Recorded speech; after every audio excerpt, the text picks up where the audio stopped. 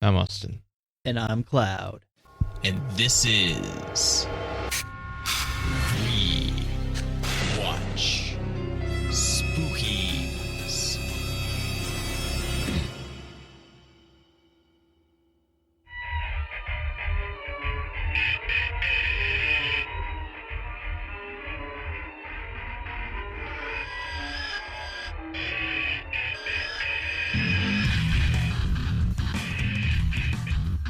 Today's movie is Poltergeist. Poltergeist is a 2015 supernatural horror remake film directed by Gil Keenan, starring Sam Rockwell, Rosemary DeWitt, Jared Harris, and Jane Adams. How about that synopsis?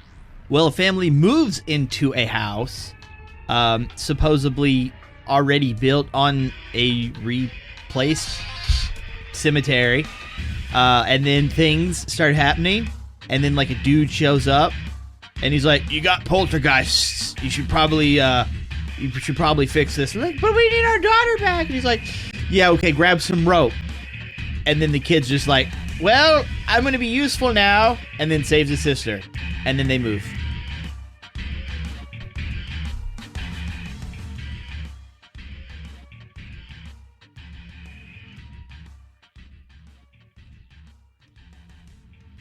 These kids are elitist.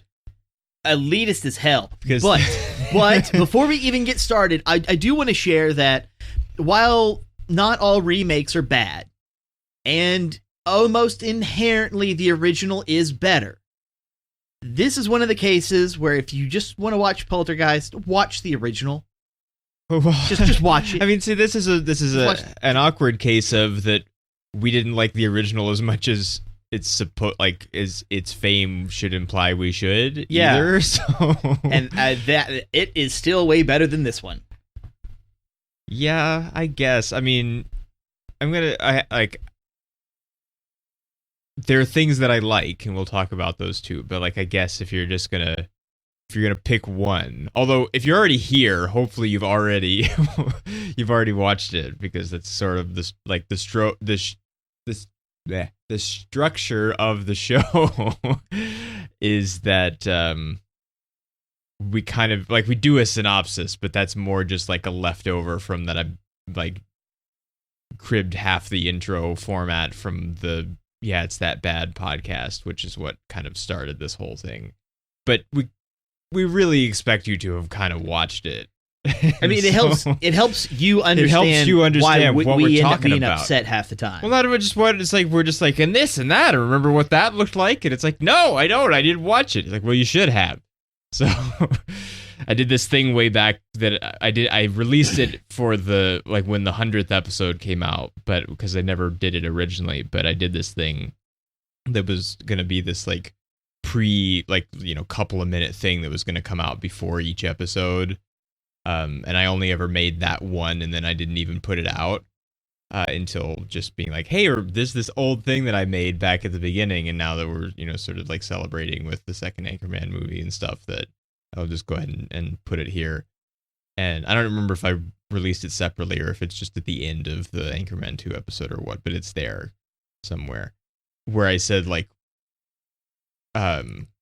something about how you better have watched because we're not explaining anything, which is not necessarily true because we explain a little bit, but we still kind of expect you to watch.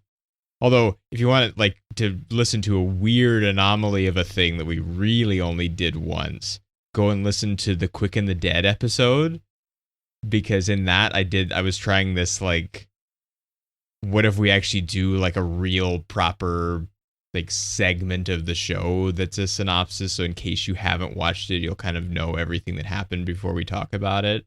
And so I wrote this whole thing and read it, and it's just me in that part of it, and it's really weird, and we only did it that one time. Well, there's also that weird episode for what is it, Sunrise or whatever? The Sunshine. Not Sunshine. See, now that I'm trying to say his name, unfortunately starring Pierce Brosnan. Oh, where we actually you're supposed to take the audio and listen to the audio at the same time you watch the movie. The listen along, yeah. Yeah. Just After the Sunset. After the sunset. Thank you. After the sunset. At 'Cause least I remembered the sun. We did Sunshine too, further back. But yes. But yeah, so you unfortunately probably can't. Profit is not the right word. Heed this, like, if you're only gonna watch one, watch the first one, because you probably already spent the time watching both if you're following along. So Yeah. sorry about that, I guess. But I don't know if you knew or not, because I hadn't watched this before this. I don't know if you had. So if you knew what we were getting No, I had not seen this one at all. Okay, so so you were like, this thing sucks. Let's check it out. Make everybody watch it. Not that it necessarily sucks, because we're not there yet, but it's lesser than a thing that we already didn't like very much. So there you go. But the kids are so elitist. Like, I know that he works for for John Deere corporate. I mean, technically he's laid off, not fired, so he could go back, but that's not generally what happens when people get laid off. Well, before you even talk about the kids, because I need like a minute. I need a minute to be pissed off that the fact that they just were like, hey, maybe you should feel bad for the family because the dad was laid off and the mom's not working because she's trying to write a book. But she can't seem to write this book because she's also worried. And he can't seem to get a job and she wants to work, but he won't let her work. And we have to have this as some kind of important dynamic that doesn't actually affect the story in any kind of way that moves it along other than here, feel bad for these people. And I don't feel bad. It wasn't needed. Like, hey, you didn't have to have him be a real estate agent. That's cool. But like, don't try to put this kind of stuff on us. It just makes me angry. And I don't like these people. And then it follows up with, now that he doesn't have a job, he's going to use his credit cards that don't work to buy some shit. And he's just like, hey, maybe we should take you. Like, hey, here's you a drone, son. Here's you an iPhone 5C. I don't even remember what he gave to the little girl. But like, that's like, why? Why are you putting yourself further in this kind of hole? You're buying a brand new house. You have no income. And then you're just going to do this. All that does is make me angry. It's like being a bad parent. The movie would have been fine without it. And if they wanted to keep the drone, the kid could have simply have carried it over from where they lived previously for whatever reason. And why couldn't she have already had a phone? Like, you did not. She did have a phone. Like, didn't she have like a junky phone? And then he gives her the 5C? No, she had a phone. I mean, it was probably like a year old or whatever, but it was like, it was one of the first casualties of the Poltergeist electricity thing. Because like, she comes in and she's like, but you fried my phone. Like, you touched my phone. And he's like, I didn't touch your phone. And she's like, well, how did it get fried then? But it's the like, the dead electricity, whatever it is that, however this works, which they have a little bit of a problem. I'm going to come back to the kids, but since we're here, they do have a little bit of a problem with the sympathy thing, because in the original one, he worked for the company that built the subdivision and moved or didn't move the graves. But he didn't know until like later. And so he's kind of getting blamed by the ghosts and whatever, even though it's not really his fault, but it's kind of his fault, but it's not, because they didn't tell him these things. Yeah. And so we don't have that. He doesn't have any connection to the neighborhood at all.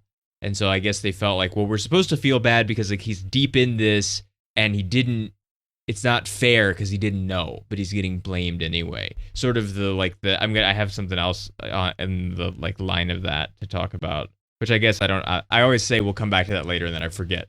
So I'll just go ahead and say this is kind of a like not fault is fault swap with the way that the original Elm Street movie and the remake was, and the way the original this was, and the way it is now, where it's like, in this, there's no fault at all of any of the people that are being haunted, because they just happen to move into a house that happens to be built where there used to be graves. But they also know that it was wink, wink supposed to be. Well, they know after. They know what they find out at the dinner party. Yeah. But in the original Elm Street movie, it's not the kid's fault at all. It's the parents' fault, but they're the ones that are being punished by Freddy for some reason.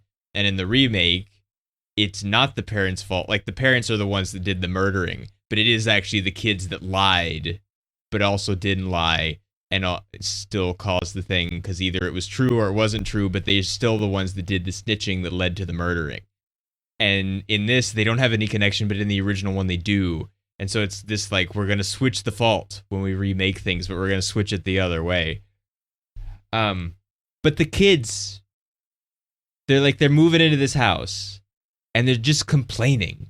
And, like, first off, she complains that there's power lines nearby, which, sure, there's, like, 4 rows of high-tension wires, real transmission lines, not just neighborhood lines. But every house has power lines close to it of at least some amount. Because otherwise, how are you going to charge your stupid phone that's, like, not a luxury item, that's a necessity, and the, like, multiple Apple devices other than the phones that they have scattered about the house. Well, like, at first I thought she was just trying to be like, I'm going to tell, like, a mean joke just because I'm angry and I don't want to move. But because as the thing is, like, all these power lines, I can feel the tumors growing. Which she then does say to the son, to the brother, that it is a joke. Yeah, but then it's just like, it doesn't really feel like a joke as the movie continues, because that's just her attitude throughout the entire thing. Yeah, because she has an attitude. But they all have it. I mean, I guess the youngest one doesn't really have an attitude. She just has the I'm not scared of things that like a 5-year-old should totally be scared of, the way that the original daughter was. But it looks like a decent, at least, like, it looks more expensive than any house I've ever lived in. Yeah. And it doesn't seem like the subdivision, like, it's not like how in Back to the Future where it's like the Lion Estates were this, like, luxury development when they were being built in the 50s, and then 20 years later it's all, like, dumpy and graffitied and sad and terrible. It's not like that. Like, it still looks like a reasonable neighborhood. And she's like, the malls are boarded up, and it's just what like, I'm malls? embarrassed to live here. Which we actually see the mall, or at least a mall, later when he goes to buy the squirrel trap, and we don't know that he's in a mall. We just think he's in a hardware store. But then when he has the realization, like, I guess I discovered I have a credit card that isn't maxed out yet, so let me work on that. We see in, like, the rearview mirror the sign of it says name and mall, and I can't remember the name of the, like, subdivision name. It's not boarded up. There's a mall that's not boarded up, so she's exaggerating on top of her attitude even. But the other thing that's super, super early is it's really hard to read the title. Yeah. Like, it's in the grass underneath the power lines, and it's not that much different a color of grass than the grass that's around it, and it's not super obvious that it is the title. And I guess this is, I'm trying to remember other things that were like this, because there were other things. I remember, what was it? There's a movie where all of the titles are, like, along, like, buildings. Like New York City tall buildings, and I can't remember what it is, but I feel like it's something around this time, or maybe a couple of years earlier. And there was, this is late. Like, there was this trend that was going on with that even, like, films when we were in college were, like, falling subject to, where the title would be, like, integrated into objects or environment, or not even just titles, but, like, credits and the opening titles and credits. And this is something that's doing that too. And the title, seeing the title on screen in the beginning is not that important. A lot of times you don't even see that in movies anymore. They either wait till the end because they're not doing opening credits, or maybe it'll just be the title and they'll kind of structure it like a TV show where there's a scene and then there's a title, which is kind of the way that the Marvel movies do it. And it's not a big deal, but it was just like, that's kind of hard to see. I'm not sure if that was the best choice if you were going to put the title here at all. But it's a nicer house than they seem to be giving it credit for. Well, go ahead and make your comments about the kids. Because I want to see if you're going to say the same stuff I'm thinking about. Well, that's basic. I mean, except for the daughter being millennial and needing her phone and stuff. It's the like this house is a dump when it isn't. Yeah. And like I need like drones and stuff to be happy and. Well, it kind of interests me based off of I don't like the son. And I don't like the son because I feel that the character that they wrote him for is very, very fake. And he's very scared of almost literally everything for a reason we never discovered. Well, There's this hinting of the Lost in the Mall thing, which I guess that mall wasn't boarded up either, although being lost in a boarded up mall would be scarier than being lost in a regular mall. But the dad seems to think that that's not really true. But that's still not enough for him to be scared of existing the way that he seems to be at this point. Because like he looks at the tree before they even go inside the house, and like he doesn't really do much. Like that's the problem, is he doesn't really do much, and not a lot directly happens until events actually push forward. And so we get like the little bits, and we hear like a sound, and then he explores the closet, and then he pulls the thing, and it makes the big mess. And then he panics and all this other kind of jazz. But I don't like his character traits. That's not consistent. Because he's either too afraid to do anything, or he's being like loud and obnoxious trying to get everyone's attention. And there doesn't seem to be like a consistency to it, where it's like, hey, things are going bad, and I'm always like, I guess you'd say like active, like being proactive about it. Compared to I'm terrified and I'm going to try to avoid all bad situations anyways. It's so random that you don't know what's going to happen, and it feels like they do it this way just so they can have whatever scene they want play out the way they want it to, and then just kind of have him just sprinkled in there. Like, okay, well, here, we're just going to put him here, and then I'm going to write this line, and that's what's going to happen, and then we can move on to the next scene. Like, and I don't like that. Like, the character isn't pushing the scene. The character's simply in the scene. Like the tree thing, him being upset about the tree. Like we know, the tree is going to attack him. But they don't. But like in realisticness, he has the best room in the house.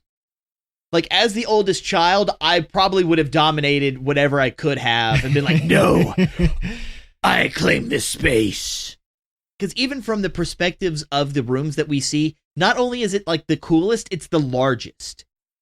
Because it takes up... Yeah, because it's like the whole top of the house. Yeah, it is like almost the entire top of the house. And then it's just like the two girls, like their rooms are much smaller via comparison.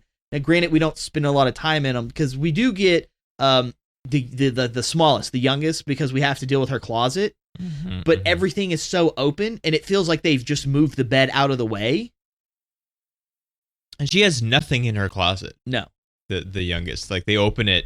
And it's just empty. And it's empty. Yeah. Like, because they go to check it out, and she's like, there's something in the closet, or he says there's something in the closet, and there's nothing in the closet. It's not just she's not in the closet anymore. There's nothing. And they don't seem like, hey, what happened to all the stuff that used to be in here? So it seems like nothing in the closet is a normal state of things. Well, I guess like they have just moved in. Maybe they just haven't put stuff in the closet There's yet. not like stacks of boxes or anything sitting around that we see. Like she's got toys, right? She's like 5 years old. Yeah. Well, like that's the weird thing is because, excuse me. I guess she doesn't because she seems to spend lots of time just like pushing sticks into the ground and like playing with the ghosts and stuff. And so she doesn't need toys. But now, I did like her playing with the stick, like, because we don't have the whole thing like, here, watch this, and like the kids seem to be interacting with the ghosts in the kitchen, like we don't get as much of that. Yeah. And so like the tiny bits we do with the little girl playing outside and them finding the bone and all that, I kind of felt that was a fair exchange. You know, here's you a little something cute to go with this little thing that was cute, and we swapped it out. I'm like, okay, I'll deal.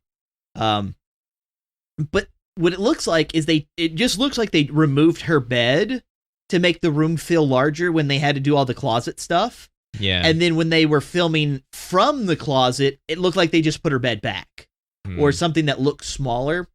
You know, that whole depth of field kind of stuff. Yeah, field of depth, whatever. No, it was right the first time. But like with that, and it's like I don't know if it's the same set and with the removable parts for filming it or what, but that's what it felt like. It felt like, hey, we're just going to remove the bed so we can have the camera coming through the entrance door, pointing at the closet, and then here we're in the closet looking into the rest of the room. The daughter using the phone to hear the ghosts' zombies? What? Like, where did the zombie thing come from? Like, that's what is weird, because it's like, is it supposed to be really there? Is it not supposed to be really there? Did the mud actually come? Because I don't remember them going back to the mud in the basement. No, I mean, she says she was whatever. trapped in the basement, but then by then other things are already happening, and so they don't go back and check it out. The lone zombie in the basement. But it does seem to be a mix of things, where sometimes it seems almost like it's a Pennywise kind of thing, where it's like you see a thing, but other people wouldn't see the thing, and then like you realize it didn't actually happen after a minute, and you look around and like there's no evidence of what just happened that was scary. Yeah. But then sometimes it's not like that. Sometimes something really happens, like the tree attacks the house, or the chair just flings across the bedroom. Chair, Did you get that in slow-mo? Your time lapse. So, I don't like the music at the beginning of the movie. Music at the beginning of the because movie. they really lather on like, hey, this is a horror movie and it's supposed to be spooky. Nothing is happening. Spookiness Like, incoming. like, We've it's complained supposed to- about that before in It's like movies where nice and happy, and look, it's the clean house, and we're all moving in, and I'm not employed, but I'm gonna be looking. I'm trying to get stuff. My kids seem to be unhappy that they're moving. I don't know why they're moving to begin with, but whatever. And it's just like duh, duh, duh, duh, duh, duh, duh. Like, why is this we've so? complained about that before. Music in movies being frightening before anything, like tipping off that something frightening is happening. Where if you didn't know that this was supposed to be a horror movie, you would be confused as to why this music is here, where it doesn't seem like anything is scary or anything is even wrong, because it's just, hey, look, a neighborhood. But yeah, it is just like Mom! heavy frightening music. Like, if it's one, I blah, blah, blah, blah, blah, blah, blah, blah. I keep thinking of like the scene in Family Guy when Peter has his own like theme music that plays everywhere he goes and everyone can hear it. And it's just like you pull into a neighborhood and that music starts playing, you just fucking leave. Nope, I'm gone. I am confused as to exactly what their situation is, because like I understand, okay, so he lost his job and she didn't have a job, and so they have to live somewhere not as expensive, I guess, but I guess that means that they didn't own their house before, because if they did, then they would have owned their house that was presumably more expensive than the one that they're moving into now, and they would have sold the house and had more money than they're spending to buy. It also seems weird to buy a house when you don't have a job or money, rather than like renting a house or getting an apartment or something for a time, and not spending very much money until you have some more money. Oh, it's a belt. It doesn't make any sense to buy a house when you've just become unemployed. Yeah. It's a weird circumstance. So I'll turn on my own nightlight before I go to bed. Because like, I'll admit it, I had a nightlight when I was a kid. I didn't like being in the dark. Mostly because as I was younger growing up, I didn't have a nightstand. So there was no lamp that I could have just turned on. Uh-huh. And so there's my bed kind of just up against the wall, and the only light that I actively had would be the light on the ceiling. And so yeah, I had a nightlight. And I could have just turned it on myself. Mm-hmm. And now that I am older, I have a nightstand, and I have 2 lamps on my nightstand. And now that now thanks to technology, both of those lamps have like all of these different timers set on them. So they turn on and off at different times on different days, and they have different colors and stuff. And I'm just thinking, kid, You knew you were going to bed.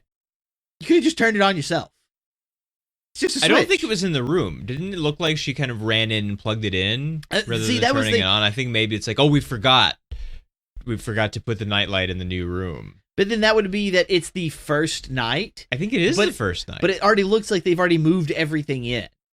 And I don't remember seeing any movers. Well, somebody besides Sam Rockwell was backing the moving truck into the mailbox. And so I guess maybe they did have movers, which Didn't is also... Didn't they hit the mailbox? They did hit the mailbox, which then they bookend at the end for some... I don't know what it bookends exactly. Yeah. I guess it's just dumb. like, we moved in, we destroyed the mailbox. We moved out, we destroyed the mailbox. I don't see any like thematic meaning or metaphor or anything that comes from bad driving the mailbox. Yeah, but it's not even the same person bad driving. It's not like it's a character trait that he has that he drives badly into mailboxes. No, just bad. It's not even just the bad same driving. person. That's a general kind of thing. No, I didn't. Okay, so if it wasn't there, I can understand. But watching it, it looked like it was already there, and she was just trying to turn it on. Like, that's what it looked like. I could be wrong, but that's what it looked like. I'm not sure. It was dark. Yeah. So it was hard to tell. Like, what is this? Exactly. But, well, okay, so I just have a couple of silly things here that I want to get out of the way before we get too deep and they go past. Because they're both early. And one of them, I guess, is a little bit of a discussion that maybe we can... Oh, I was going to say, though, about the nightlights. Like, I remember having a couple of nightlights that had switches, but mostly I remember having ones that like came on when the lights went off, so you didn't even have to turn them on. Yeah, I didn't have those. So he should have one of those if he's going to be this. And this is 20. You know, like when I had nightlights, it was like 1994. You know, this is 2015. Like we have. It's not a big deal to have an electric eye on something anymore. But so. The son walks in panicking about I don't even remember what because he does it so much. That is the stuff that fell out of the closet. When they're about to do it. I'm gonna take off my pants. And so like he has his pants like they're off, but they're like around his ankles, so he can just pull them back up. But he pulls them back up and he buttons them and he puts the belt on and then he zips. And that seemed unusual to me so I wanted to ask, like, zip button belt. So you zip first. Yeah. Okay, so that's like another alternate thing because like I button first because like then it holds the zipper close together and it's easier to zip. Well, I always zip like everything is done before belting because belting is like the last step. Yeah. It depends on the pants. There's some pants that I do need to button first and then I'll zip. But a lot of the times, like my pants, I guess you'd say, are loose enough that as I pull them up, I can just zip and it's not even an issue. Yeah, I guess so. Well, I'm trying to think. I feel like maybe like my rodeo jeans, like they fit kind of closer, and so I think maybe I zip those first before buttoning because it's harder and like they're stiff and starched and stuff, so it's harder to get into the zipper if it's already closed. So maybe sometimes I do zip first, but I never belt before zip. Yeah, like never. I was just like, who are you? What is this? Wait I wonder, who are you? Who are these people? I do wonder if maybe that's just how Sam Rockwell puts his pants on, because that seems like an awfully specific thing to direct someone exactly how to do. Zip, and then maybe like, he did, and he's like, "Oh wait, I forgot," and he just does it. I mean, and you know, it's a stressful situation. The kids just caught you with your pants down, literally. And about to do it, but it was just like wearing her sad underwear. Who put, you know, like everybody, her sad underwear is, which I don't, you know, I've never considered underwear to be happy or sad on either me or other people, but unless there's a sad face on it specifically, like I don't see underwear as an emotion. I mean, I liked all of his sort of metaphoring about like his underwear is happy, which we're supposed to take to mean like he's ready to do it, and I did like the like entendre that was happening, and mostly because now I'm gonna say this carefully because I was going to say Sam Rockwell is very likable, but I don't like him and it's been a long time since we've brought this up, but I have to bring up 3 Billboards Outside Ebbing, Missouri here because I don't like him in that. because I don't like the character in that. And he's supposed to be an unlikable character, I think, except some people seem to feel otherwise because they're on board with the like murdery, revengey kind of stuff that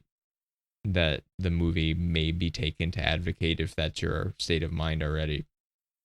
And so he plays a very unlikable character in that, and he's very unlikable, but when he's not playing an unlikable character, he's generally very likable as a character and just as an actor and as a presence, which being that that he's not playing the same character from the original one, but it makes sense, I guess, to have him be at least supposedly sort of likable. You hate the family generally, in this case, but like, I think the first half of the movie I'm okay with the mom. The second half of the movie I'm more okay with the older sister. Yeah, I guess because it's like as the movie kind of progresses and their specific character traits kind of get shown, their attitudes towards these events shift and like how they're behaving and how they act. I'm more okay with this. And so like at the beginning of the movie, the mom isn't really doing anything that I would say, well, this is dumb, this is bad, like this is not being smart in some regard. Like I think it has a pass. And I'll give her props on even saying we need to return these things. Like she understands the situation they're in. She sees the mistake that he has made and is trying to like, no, we should fix this. And so I'm gonna give her some credit there.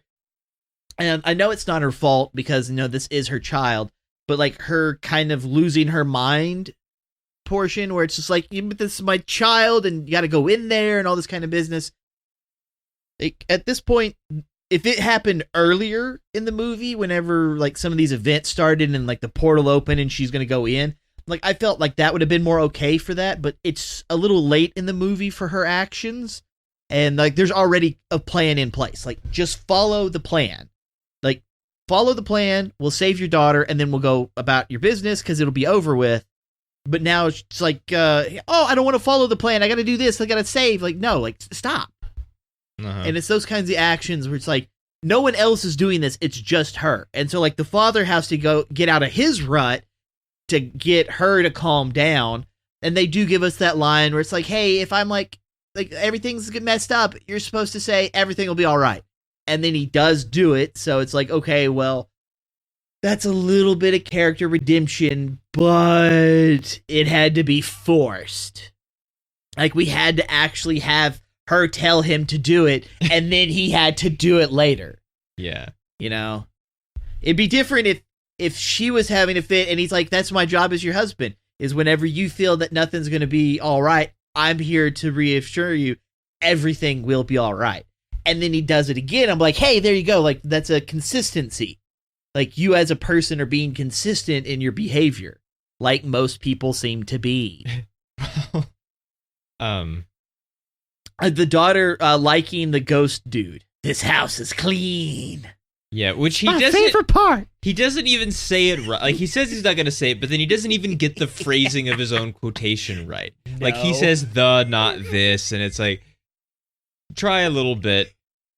I mean, it also happens to not be true, but well, but the other silly thing is that apparently his brother has like 20 cockatoos that he lives with in his trailer. And like the only thing that I could think when that was happening was that's a shitload of cockatoos.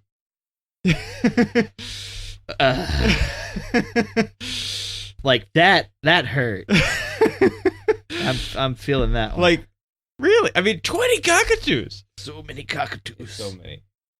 All right. So, okay, go ahead. I like Jared Harris. Who is that? That's the dude. That's the. I'm the ghost guy. This house is clean. Yeah. So clean. I know. Like I kind of feel this. These words work. The what was the room at the college called? Paranormal Activity movie knockoff thing? No, it was I should be able to remember because it's exactly the same wording that's on the Ghostbusters department before they get kicked out of the college.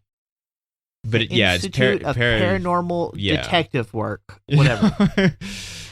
I almost feel that parapsychology department or something. Like they play a better role in this movie than they did in the other one, but they also don't play as a dominant role in this movie as they did the other one.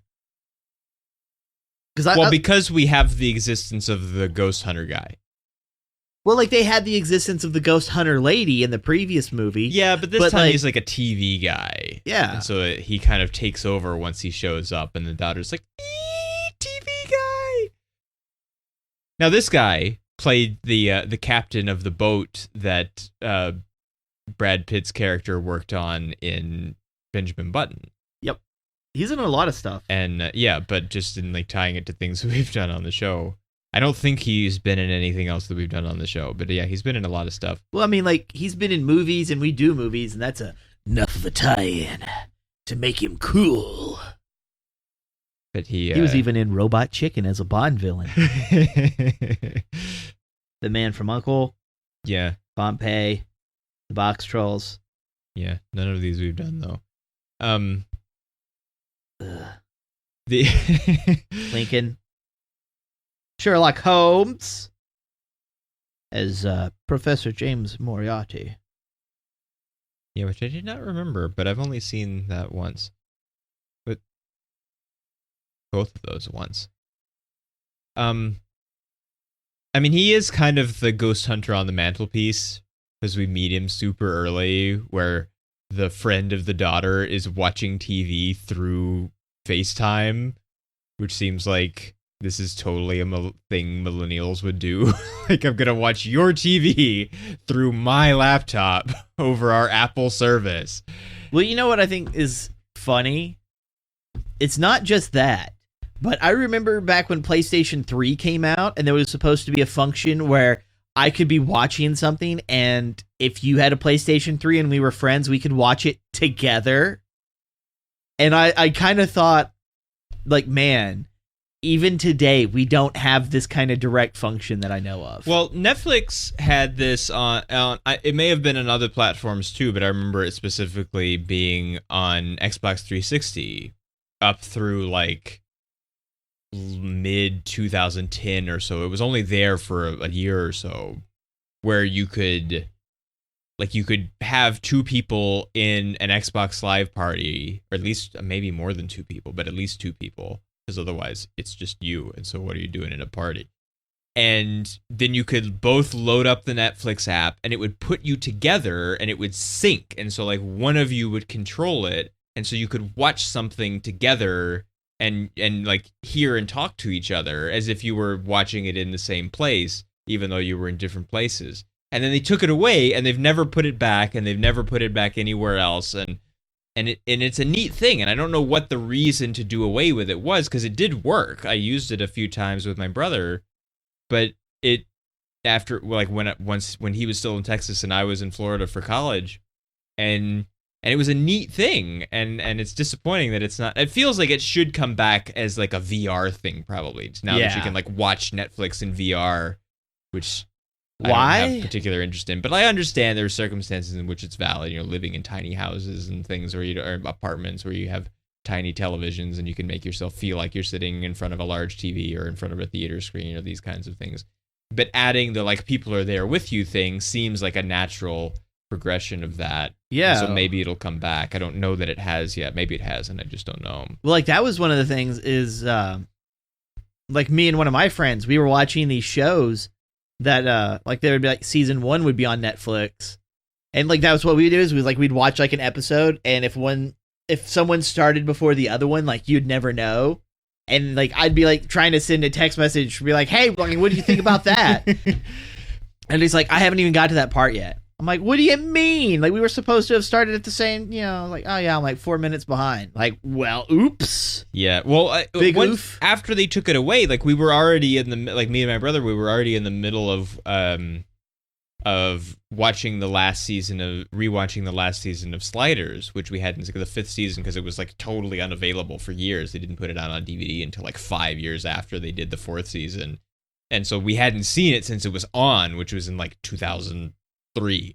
And so we were watching it because suddenly it was on Netflix, and that was the only way to get it. It is on DVD now. It came out a few years ago, and then it was a very low print run and sold out immediately, and then became expensive and it's kind of hard to find. But like I do have it now. But it was on, like, they put the whole thing on Netflix, and so like all 5 seasons. So we were watching that together, and then they took away the party watch thing, but we weren't done yet.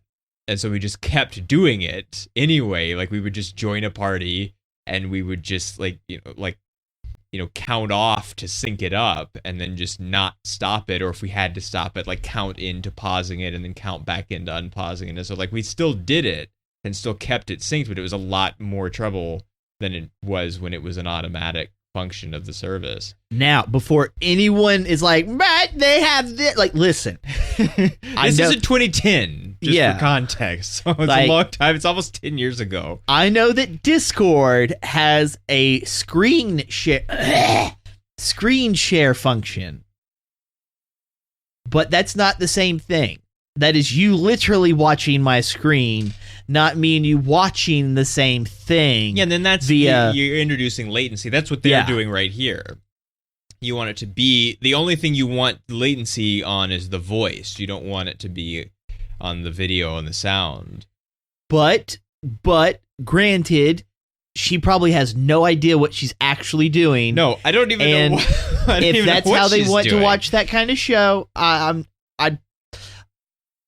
no one's ever invited me to watch that show or anything like it through FaceTime or anything like that. I've never even used FaceTime. Me neither. I've never had an iPhone. I ain't that pretty to look at, so I ain't worried about using it. But I thought that was an interesting way of introducing the character, but it was also super obvious. I was like, oh, so they're replacing that old lady with this guy. All right. Well, at least it's an actor I like.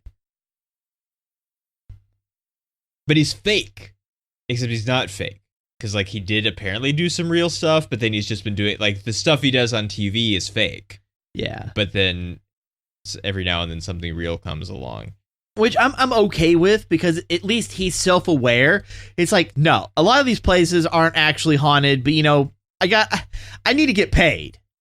And if something really does happen, I'm on it. And so, like, I'll forgive him for that. It's not like he just believes that all these places are haunted, and then something real happens, and then he loses his shit because, oh my God, it's actually haunted. I can't believe it. Like, nah. Like, he's in the deep. Yeah. But he's still got to get paid. He's not Gilderoy Lockhart. Like, it's not like he's never done anything and he stole all of it. Like, he has done a few real things, and, like, the leg thing seems to have been a real thing that actually happened to him, but that's just been a while back. Wait a minute. What was the face thing? Oh, we're going to talk about the face thing. Because that's one of those things where, like, I wanted to remember it, but now I can't seem to remember the damn thing. Okay, so we'll go ahead and talk about the face thing. Because the face thing is blame the sound department. Oh, what happened? And, like, I was not, as a sound guy, I didn't appreciate very much the supposed humor of that, which is that they were doing an overnight shoot in a supposedly haunted car wash, and the sound guy fell asleep, and he had a really big boom and a really big microphone on the boom, and when he fell asleep, of course he didn't continue to hold the boom, and the microphone hit him in the face, and that's where the scar came from. And it's like, come on, really? That's why I don't remember it, because it's bullshit. It is. Like, you're gonna blame, like, if you've never worked on a film, like, blaming sound for everything when camera can do whatever they want because they're the artists, because they're making it's what you see, it's the picture, it's the art, it's like painting with light and stuff. Even though, unless you're making a silent film, sound is really important too. And people subconsciously recognize when sound is poor in a film, and they don't know why it is that they don't like it, but they know that something is wrong. That's a real thing. You can look it up. You can. And so don't blame sound. It's not like they're trying to. That's actually I don't know. Maybe that's why I didn't even recognize it. It's just like because it's so bullshit. Yeah, it's just like whatever. Get that out of my face. So we have to deal with a couple of things. One of which is chicken nugget pizza. I'm okay with it. Like they're not even fried. Like she baked them. She did bake. They still have crust and stuff. But I guess we get like the pizza and it has kind of like chickeny bits on it, doesn't it? No. Something we have had it does though. It doesn't have we had something with breaded chickeny bits on it. I mean, like we've probably had something in the past, but yeah, like something in the past. Like the pizzas don't have chicken. They don't have chicken. No, it's like pepperoni, Italian sausage, and like bacon, and then beef pieces. But I'm okay with chicken. He is really careful about because of course it's not attached or like under an extra layer of cheese or anything. Yeah. But he does kind of like grab the chicken nugget and make sure that he gets a bite of it as he bites into the pizza. So like he's really having chicken nugget pizza. Well, like the kid didn't like it, and I'm like, No. How do you not like it's pizza and chicken nuggets?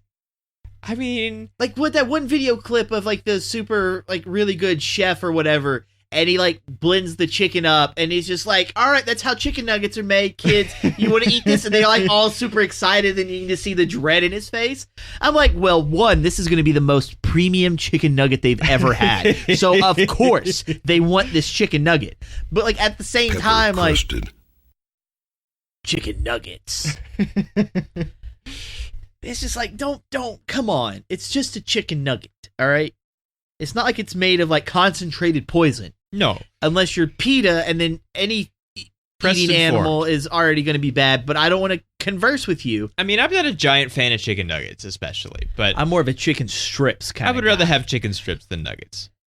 And it's not about the white meat or the blended meat. It's just No. like I mean, like the size and being able to grab and do the dip, and it take more than one bite to eat it. Yeah, I mean, I think if the thing about chicken nuggets is not the chicken part; it's the bread part. Like, I don't like that like crumbly. I'd rather have like a crust, like a crust, like a real Yeah. breading. Well, like some of the chicken like the nuggets, like crumbly it's not stuff. so bad. It's just like the quality. Like there's some that's so piss poor quality that it feels like it's chicken wrapped in sawdust. It does, and I hate those. Yeah, I don't, and then I don't like there want are some chickens that are wrapped in okay. sawdust. It's just most of them are not good, and that's why they're cheap. And you feed them to kids. So about the paranormal people, what we learn is that the afterlife is a flat circle. In very much the same kind of scene that we learn that time is a flat circle with like the same drawing and everything. They don't fold it, but they put one behind the other. But it's so much the same. It's like, this is really, really silly. I don't care for this. I guess it's kind of effective in explaining what they mean, but it also doesn't mean that it's like right there just because it's right there. Yeah. Well, let's see here. I'm trying to. I have a lot of disappointments with this movie, so it's kind of difficult for me to remember all the things that I want to talk about because I'm like, wait a minute, did this happen? Yeah, or did my brain just make this up to like appease myself? Like, all right, calm down. None of the weird visiony stuff happened to the paranormal people, did it? Because the only thing I remember is the dad going to drink whiskey, pouring it in the cup, drinking it, and then going, ugh, and then chucking in the sink, and then like stuff came out of his like eyes and mouth. Yeah, and like that's all I remember. It was very Dead. Yeah, and I would say around the point where the paranormal people start moving into the house to like set up equipment, that's where my enjoyment of the movie went up because I felt like there was more progression. Like, hey, things are actually happening. That was your Al Pacino EKG. Yeah, like that was like, hey, look, there's nothing in the closet, and then it's just ring, and I'm just like, well, just bend your head, you doofus. Didn't it seem like he couldn't though? Like he was being held against the wall by forces. Like what it looked like is his arm was being held onto, and he was pulling him. But he could still move like the rest of his body because we see him lean forward. Guess so. And I'm like, bruh, stop it. But I remember in the original, it's like the guy going to eat like a meal in the middle of the night. And then he has like the thing, and then he thinks his face is rotting off and all that. And I'm like, I don't remember anything happening to them, just the dad. Yeah, I don't think so. Because something happens to, I guess, all of the kids except for the youngest daughter. Yeah. Because she thinks it's all just fine.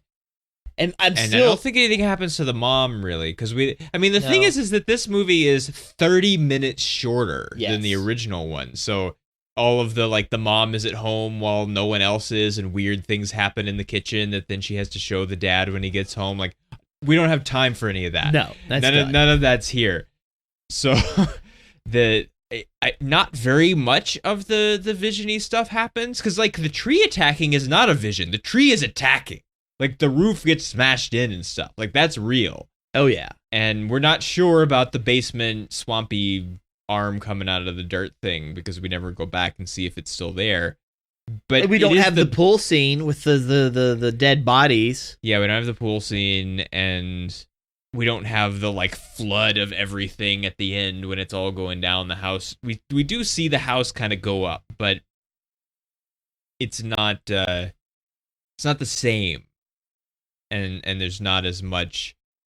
Now, there is, I feel like the most intensity that there is in any of this is towards the end, when they're doing the final kind of, we're gonna throw the rope in and try some stuff. Like there is some intensity and suspense to some of that, but it's less so. Even as less so as I remember feeling like the most of what happened in the original one was. It still feels like this is even less so, or more less so, I guess, because less so would be more so. And so it's not more so, it's less so. But there are fewer of those incident kind of things. There's much less to be scared of. The only person that even sees anything to be scared of before the daughter disappears is the son, and he's so scared of anything anyway that it doesn't seem to, like, nobody's concerned. I still can't get over the stupid clown doll thing. Like the clown doll thing, yeah, bro. Like, you are larger, you are heavier, and unless this thing has just like super demon strength, which it doesn't seem to, you should be able to like easily crush its head against the ground. Because he does break it. He does break it. It doesn't stop it really when he breaks it. It still keeps trying. No, like I could brag, man. It's not like actively dragging him to hell or anything. Bro, you shoved my 7-year-old ass in there, and I would have I would have ragdolled that thing just out of spite. Like, Bethesda physics have nothing on what I would have done to it. Like, it's like pitter pattering, and he's like doing the flashlight. Now, okay, try this. Whenever you're outside, it's the night, you have a flashlight, especially if it's dark. If you want the sun to be completely down, take it and then really swiftly like swing it back and forth, like in just a few degrees. Like, it doesn't have to be a lot, just a little bit, and you'll notice that even though it's a beam, it will spread out, and you can see things easier that way. And he's just there, and he's just pointing, and then you hear, and he points somewhere else. And we literally see it stop moving while it's on the light, and I'm like, bruh. We actually see it, like, it was moving just before we got there, so there's, like, just the last little bit of, like, flopping down motion. Like, bruh, it is go time. Like, no. Like, I don't even like this clown. This clown is not mine. It is in my room for some reason, just because I'm in the attic. What is this? No, it is getting, like, it is WWE over here. Or back in my day, it'd be WWF. Yeah, then we got sued by the panda people. Not that we're part of the WWF. Yeah, but like, God, if we were, we would have money. Got sued. Yes. It's like, we're not actually doing work. We're using money and investing more money to make more money to invest in to make more money, and repeat this infinitely. For money, Mr. Krabs. But we're not. Money. But it's just like, I just can't get over those kinds of scenes. Like, well, the thing is that he doesn't have either fight or flight. He has kind of a like freeze and get killed kind of thing about it. Yeah. Where he's not like, he's dead evolutionarily. Like, he's just dead. Like, he just sits there and gets killed by stuff. Like, he does every now and then, if it's not too hard, he does run away and complain that something scary happened to him. But it's never when he's being, like, drug across the ground by an evil clown doll. It's just after everything is over, kind of. And if he was really going to get killed, it would have happened. And like the tree itself, like it pulled him out of his room. He lays there on the bed while the tree busts and busts and busts, and then gets in and then rips him out of the house. So yeah, he should be out. Yeah, like sure, once it's hitting the that tree hard, trying to bust in the window, whether it's a storm or actual evil, is not the most pleasant thing and could probably be frightening if you're young and it's dark and it's a storm and stuff. And so maybe leave the room before it gets as bad. Because even if it's not evil and you're not that scared, it might eventually break the skylight, and that would not be good to be underneath. So and he was underneath when it broke, and it's like, ah! He does have the presence of mind to be like, I'm gonna scream. No, wait. Glass is coming down. I'm gonna cover my face. So he does have a slight bit of thought and a little bit of self-protection in him. It's just not nearly enough. And how easy it would have been. Now I'm not gonna blame him for this because this is like super freaky. But like when the portal thing's opening and like the sister is like trying to hide in the stuffed animals. Yeah. And all she had to do was crawl across the bed. Like you don't have to walk around it. Just like hop onto it, bounce right over because it's going to be springy. And then just right there's the door. Right there's the door. We can see him. He's looking directly at her from across the bed. Just do it. If you got to go over there and grab her, just do it. It's going to be a hell of a lot easier than having to follow a rope into the demon afterlife portal realm. Yeah. Save you some hassle. Him going downstairs. I don't even remember the event that caused him to go downstairs. Dad, that's really nice, son. You're not even listening. No, I'm not, because you panic at everything. Yeah, he has a bit of a crying wolf kind of problem. like listen, bruh. Listen. Like, prioritize some things. So there was one moment where I was like, oh, I actively jumped that wasn't just a like heavy music sting. Even though there was a heavy music sting accompanying it, that wasn't the part that bothered me. When he goes to the closet and the daughter is in the closet, but she's like turned around and in the corner, and then she turns around and her face is like kind of stretchy and weird. Like that made me jump. Like that was kind of freaky. Deformed humans. That was the scariest. That's the scariest moment in the movie. And it's one of only 2 things that were even sort of frightening at all. So it's not like it's I guess that high an accolade, but it was like, oh man, like, whoa. that was something. The other one is when she gets like, she's sitting there on the stair, like below the stairs, and then she gets like yanked up in an unnatural manner. Like that was the closest other thing to being actually scary. Now, if Other Tyler was here, that probably would have bothered him a lot more because he has this like unnatural body movement thing that freaks him out in things, which I feel like he's discussed on the show. So I don't think I'm like giving something away there. So. Oh, okay. The wife. I was just remembering the stuff because I was thinking, oh yeah, like the things and the weird stuff that happens to people, and then the stuff and then like the wife goes to like touch him from behind. But it's the weirdest thing. Oh, it is weird. It makes no sense. How? It's only there. No human would stack books like this. Like, it's like no wife reaches for their husband like this. Like, it makes no sense except that we're supposed to be creeped out by it. Like, unless your wife is like really, really tall.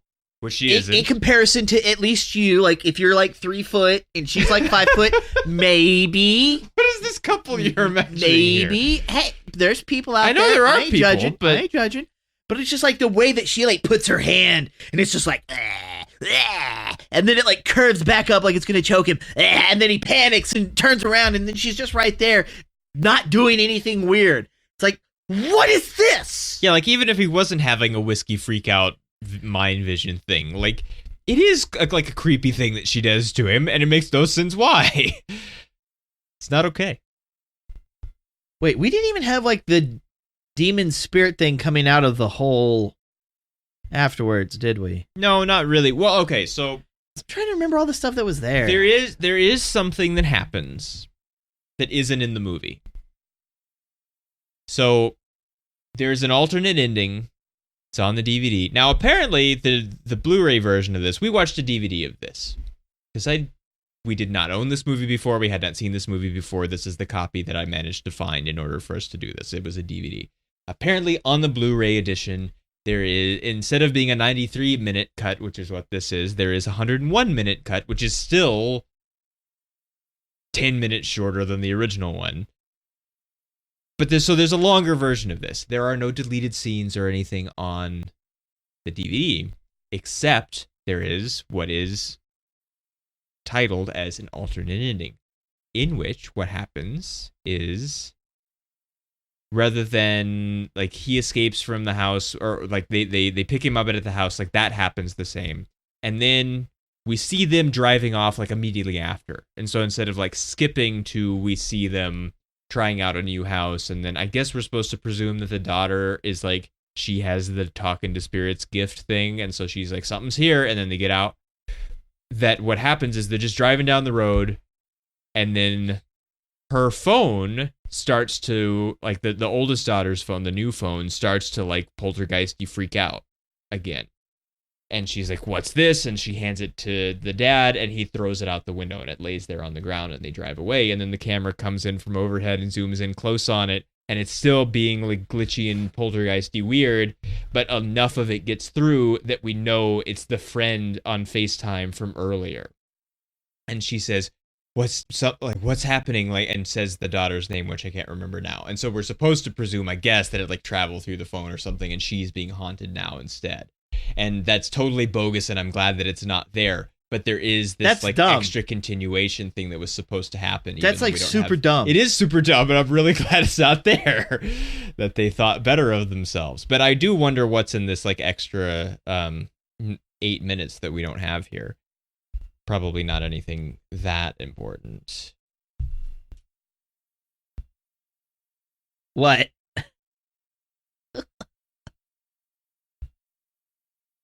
Now, if they had done that, it wouldn't be totally without, like, presaging it, because they did show really earlier that there's, like, the blue poltergeist energy on the, like, power lines. And so I guess it's like, oh, it can be transmitted to other places, although that kind of breaks the, it's here because... Cemetery. It's on, because cemetery. Now... Also, we have to talk about the main only other major thing that I have. They do the line. She says they're here. Now, she doesn't say they're here. She just says they're here. And she kind of downplays it, which, you know, doing a recreation of an iconic line is always something that's difficult. You know, each successive James Bond has the problem of doing the name for the first time. And in some cases, they play it up, and in some cases, they play it down. The first time Timothy Dalton says it in Living Daylights, it's very thrown away, which he says he intended, like he wanted to just throw it away deliberately. And that's the kind of feeling that it is here, where instead of it being like a moment, it's just a thing that she says. Yeah. Especially because we don't have a lot of that her and Ghost interaction that the movie kind of builds on. So I myself didn't mind, because I felt like it wasn't as important. Like, they had to have it because it is Poltergeist, but it wasn't like the end-all be-all. This is the most important scene of the movie. You make it or break it. No, I mean, and actually, I said, like, way earlier than never actually finished it, that they have a little bit of a problem in that they still want to have things come through the TV, but there's no, like the first one is early enough that TV still went off the air, or you could like reasonably believe that you had at least a TV channel that went off the air. And that doesn't happen anymore. It's really hard to see white noise on a modern television. You have to actually have it connected to an antenna and put it on a channel that there's nothing on, which is harder to do with digital tuners than it was with analog tuners. Because now it's just like, oh yeah, this channel doesn't exist, just dead. Yeah, it's just, like, it's black. There's just nothing. There's an absence of signal. There's no snow anymore.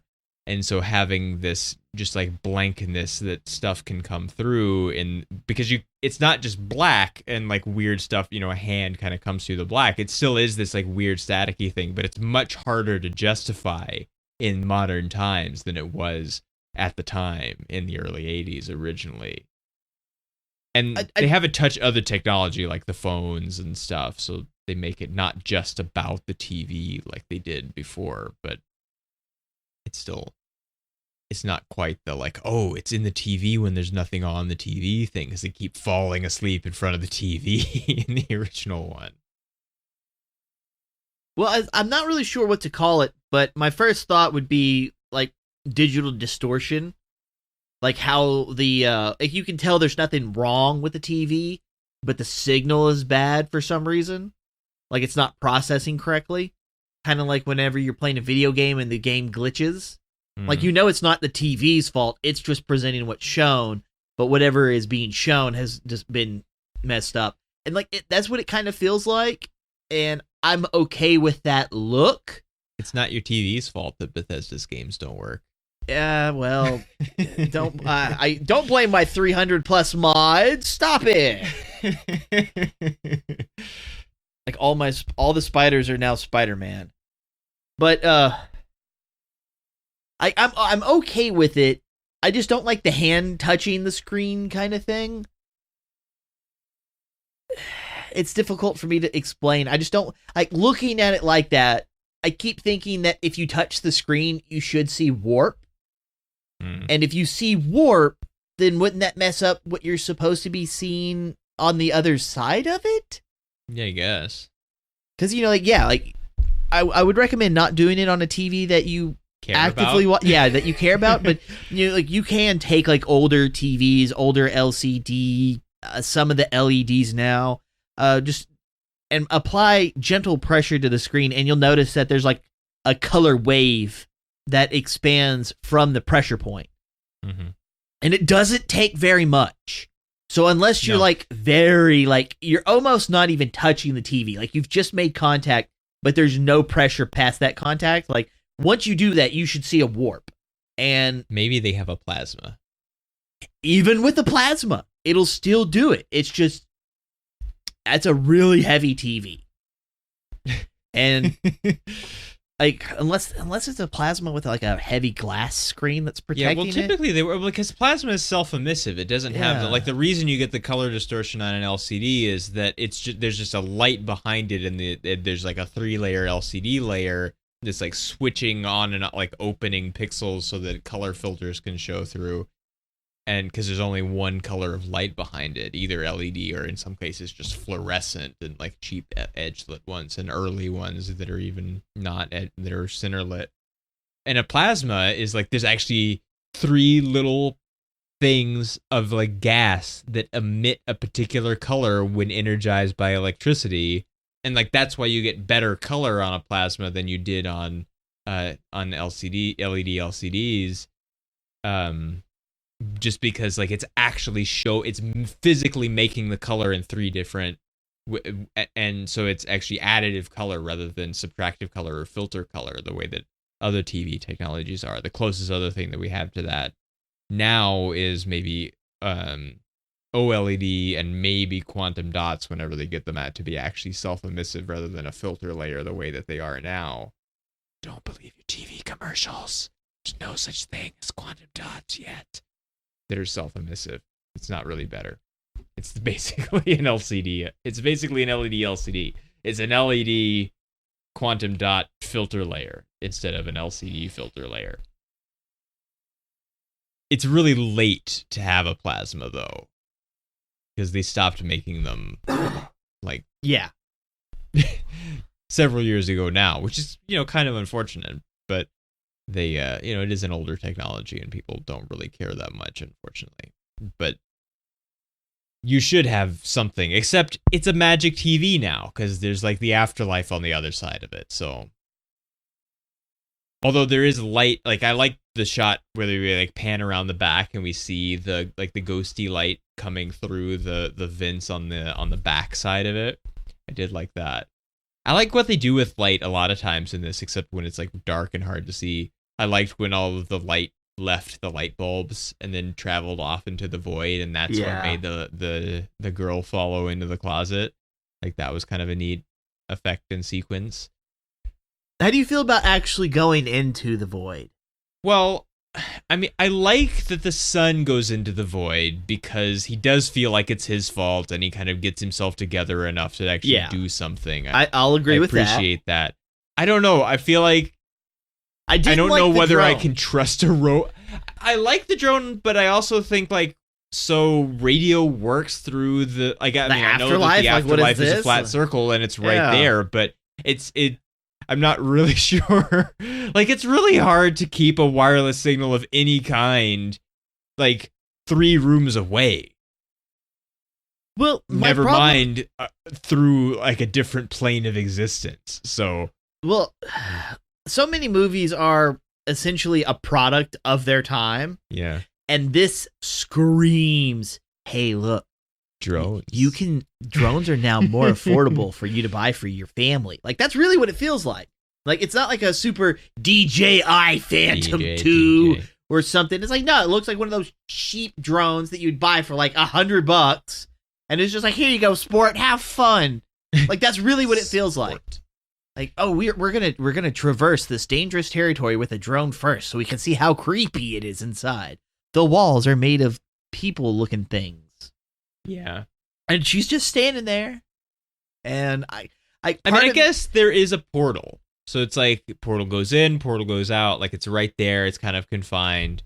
You know, they send like a robot with a camera on it through the Stargate and like check out what's over there. And like it's a bad fuzzy signal, but you can kind of see a little bit. And so I guess maybe it's justified by pre-existing other fiction. We'll see that it works, but it's not so much that I feel like going in and actually being able to see it kind of takes away from like the horror and the mystery. I guess like, so. See, I mean, you just say there's no up, there's no down, there's no straight lines, but then it's basically like just a model of the house on the other side, just with like some creepiness, walls made of body people, parts. Yeah. So and like, there is up and down and lines and stuff. And like she is just standing there. It's not like she's floating or anything. But I would say the house design made of the body parts and it's moving and you can see like things rise up from it. From the horror perspective, I like that that's how they went about showing us. Yeah. But because you can simply just walk on it because she's doing it and he has to go save her and all this other kind of business, like what we see as the people interact with it kind of removes that horror element. So now I'm not as like spooked by it. Where it's just like, oh, this is really creepy compared to, hey, that kid's just walking on it and that kid over there is standing by it. And then, yeah, it's like the zombie body people are there and just, you know, just grab and get out. Well, that is a problem that I had with the new Jumanji movie. Where like now like they go into it and instead of being an ancient voodoo board game or something, it's a video game and they're like in it and then they have lives and like things happen and then they can get out.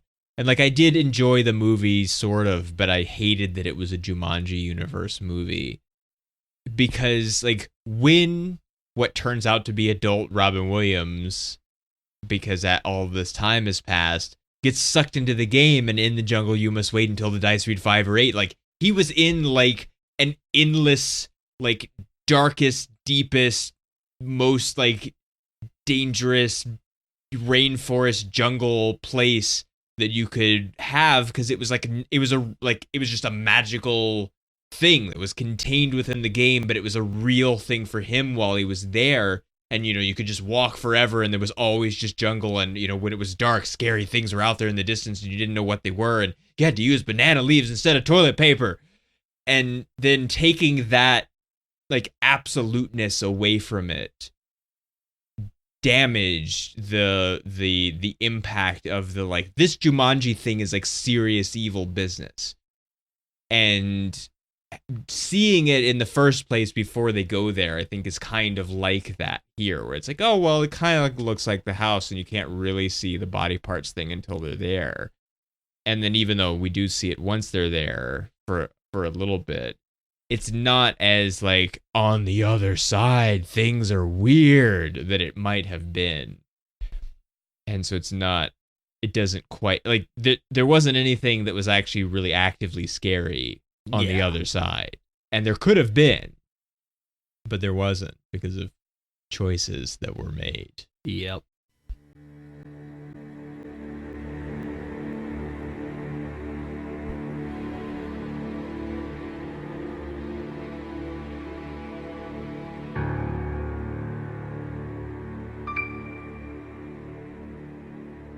So how do you feel about stars?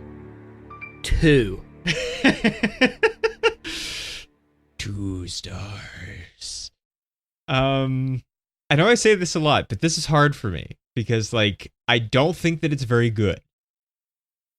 But I like Sam Rockwell as a dad. There's like a scary moment here or there.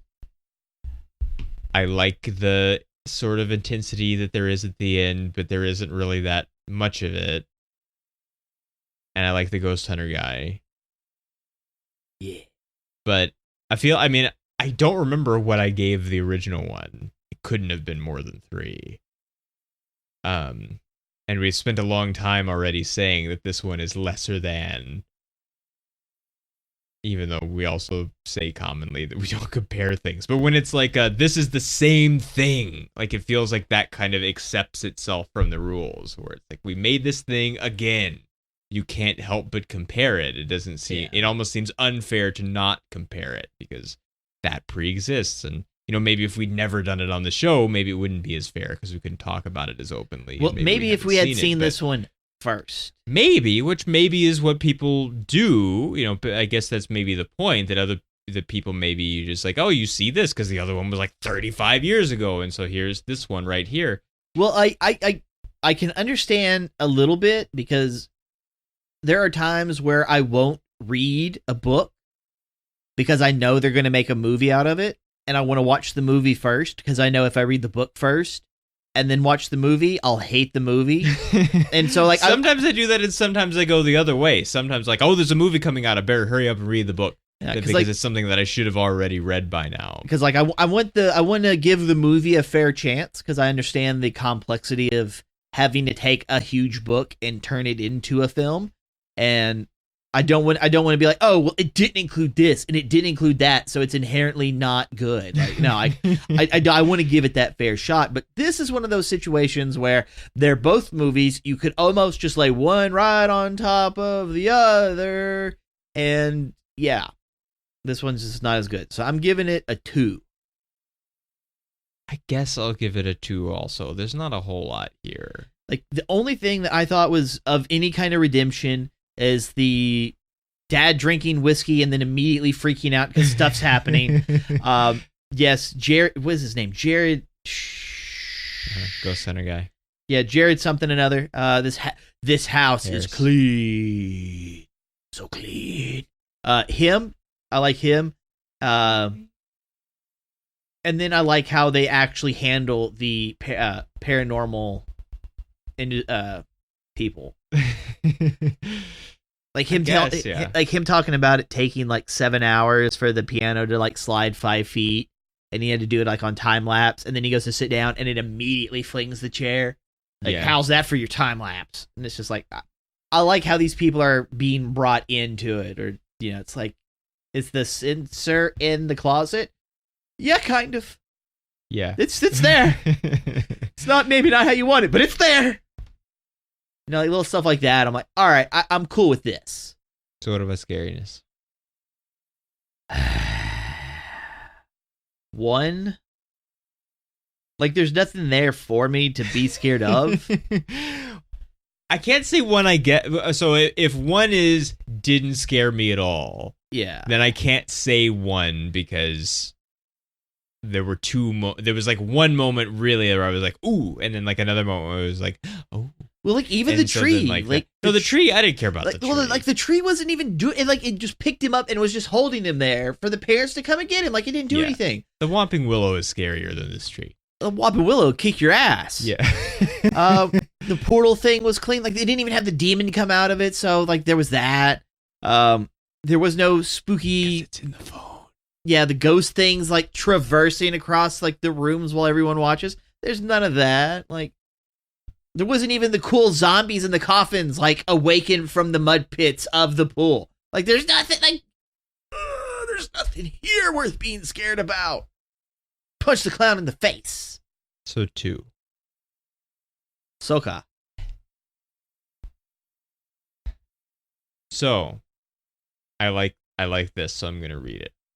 Alan Schusterstol, who reviewed it for The Village Voice, said, Poltergeist 2015 is to Poltergeist 82 what today's shipped frozen to the store Pizza Hut dough is to the needed on-site pies the chain's stoned cooks tossed in the Reagan era.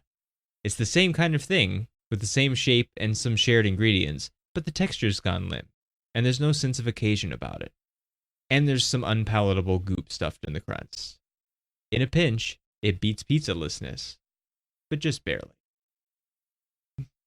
That's beautiful. That is absolutely beautiful. It reminds me almost of as much as them not staying at a hotel and kicking the TV out because it freaks them out. Yeah.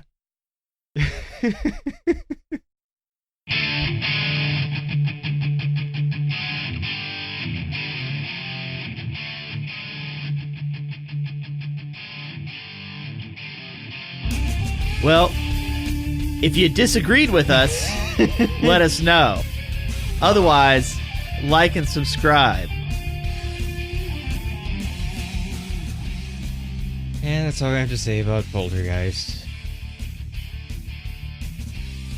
We'll see you next time. Later.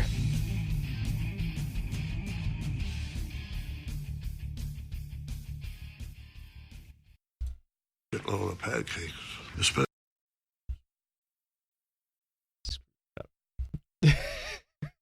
Cactus. The volume is down.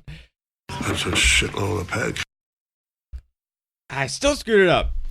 Cockatoos! There's a lot of cockatoos!